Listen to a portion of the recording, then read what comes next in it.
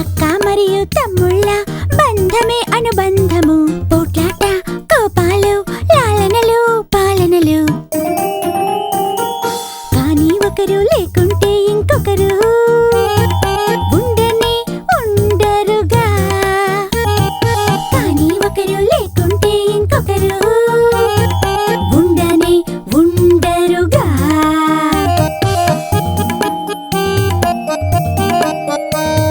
తమ్ముడు తన అక్కని ఆట పట్టిస్తాడు, అక్కేమో తన తమ్ముడిని వెయిట్ చేస్తుంది. తమ్ముడు తన వెనుక అక్కను పరిగెత్తిస్తాడు, అక్కతో ఎన్నో పనులు తను చేయించుకుంటాడు.